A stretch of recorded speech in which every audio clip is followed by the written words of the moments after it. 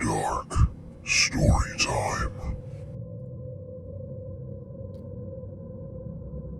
The loudspeakers crackled to life, sending a sharp hiss of static through the cavernous, dimly lit terminal. The noise was jarring, a sudden intrusion in the uneasy silence that had settled over the travelers, who were slumped in their seats, fatigue etched deeply into their faces. The endless delays had worn them down, and now they were too exhausted to glance up. The air was thick with the stale scent of burnt coffee and damp, worn-out carpets, a suffocating blend that only added to the growing sense of unease. Then the announcement came, each word clear yet eerily mechanical, carrying a disquieting undertone. Attention all passengers. Due to the unforeseen circumstances, all flights are canceled indefinitely. Please remain in the terminal. Do not leave the airport. We apologize for the inconvenience.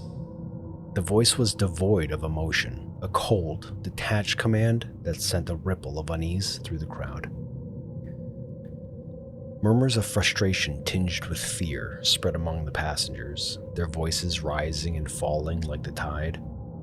Overhead, the departure boards flickered, the once orderly rows of destinations and times now spiraling into chaos as every flight switched from delayed to canceled. The fluorescent lights above seemed to dim in unison, their sporadic flickering casted long, jittery shadows across the floor. The terminal, once bustling with energy of travel, now felt vast, cold, and hollow, a tomb of missed connections and lost hope. Hours dragged on, though. No one could tell whether it was hours or mere minutes. The time had lost its grip, slipping through the cracks like the insidious cold that seeped into the bones of those huddled in the terminal. People tried to make themselves comfortable, reclining awkwardly on the hard, unyielding plastic chairs, some curling up on the cold, unforgiving floor. Others wandered aimlessly, their eyes hollow, faces pale under the flickering lights. The airport staff, usually a constant presence, had vanished without a trace.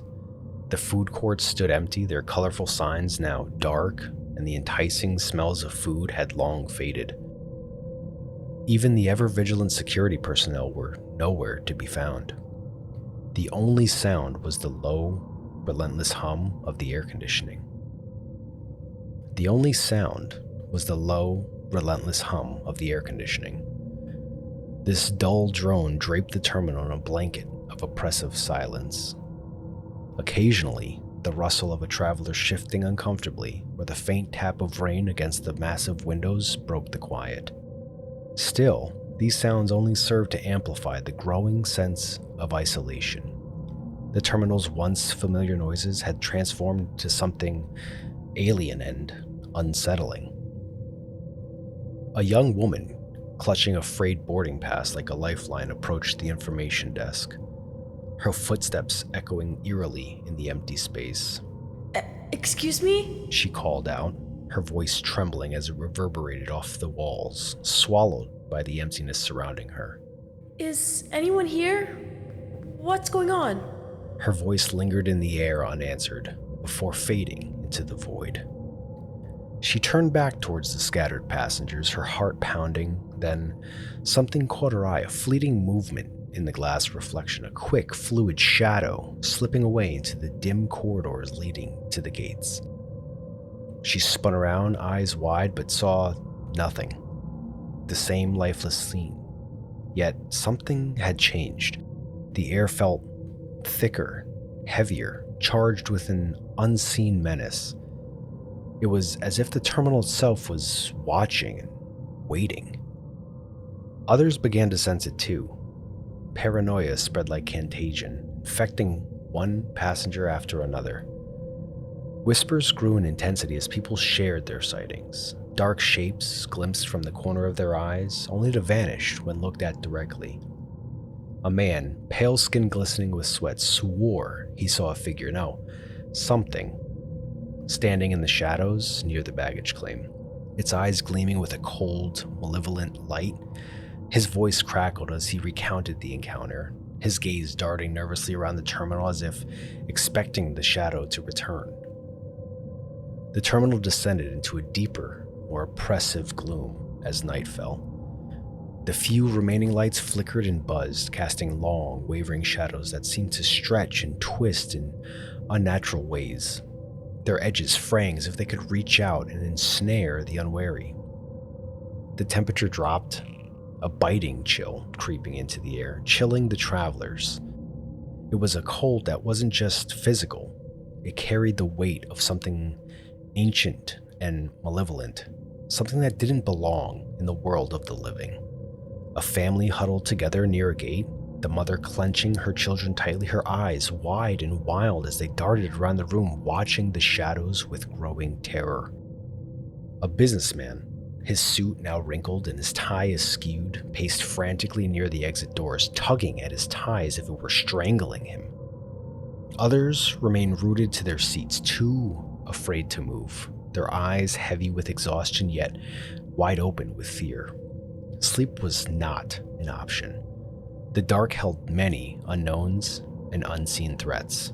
Then, a sound came from deep within the terminal, a low, rhythmic thudding, distant at first, growing steadily louder. It was the sound of a heavy, deliberate footsteps echoing through the deserted halls. But these weren't the footsteps of a person. They were too slow, too heavy, and each step seemed to reverberate with a dull finality like the tolling of a death knell. Panic erupted. People screamed, bolting in all directions, their frantic movements chaotic and disoriented as they searched desperately for an escape. But the exits were sealed. The heavy glass doors locked tight, the windows impossibly thick, distorting the view outside into a surreal, shifting landscape that offered no hope of escape.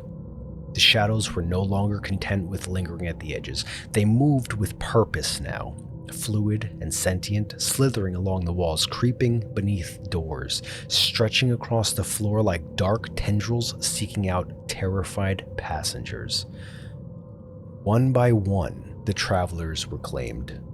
The shadows reached out, ensnaring them and pulling them into the darkness. Their screams echoed briefly, only to be abruptly cut off as the shadows engulfed them and dragged them into the abyss.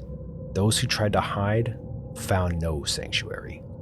The shadows seeped into every crack and crevice, relentless in their pursuit. The terminal became a hunting ground, the shadows of the predators and the passengers their prey.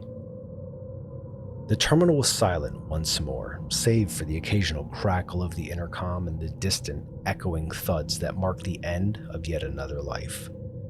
The air was thick with the lingering scent of fear and despair, a miasma that clung to the walls, the floor, and the air itself. Then, as if in response to the bloodshed, the final announcement came, its tone eerily calm and almost soothing. This is a final boarding call for Flight 666. Passengers, please proceed to Gate D for immediate departure. A small group remained, huddled together, their bodies trembling with exhaustion and terror. They stared at each other with hollow eyes, their faces pale as the full horror of the situation sank in. The gate mentioned in the announcement was at the far end of the terminal, a place no one had dared approach.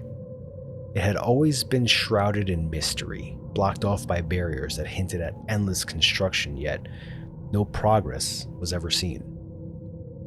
Now, the barriers were gone, revealing a long, dimly lit corridor that led to a single gate. The gate loomed ominously at the end of the corridor, its door slightly ajar. A harsh, unnatural light spilled out from within, bathing the area in an eerie glow. The light was too bright, too white, too wrong. It wasn't the light of salvation or escape. It was the light of something far more sinister, a beacon drawing passengers into the unknown. Compelled by a force they couldn't resist, the survivors began to move toward the gate, their feet dragging as if weighed down by an invisible burden. The closer they got, the more they felt their very essence being pulled from them, their bodies dissolving into the shadows, their souls ripped from their forms and dragged into the eternal void that awaited beyond the gate. As the last of the passengers crossed the threshold, the terminal plunged into complete darkness, the oppressive silence broken only by the faint lingering whispers of the lost.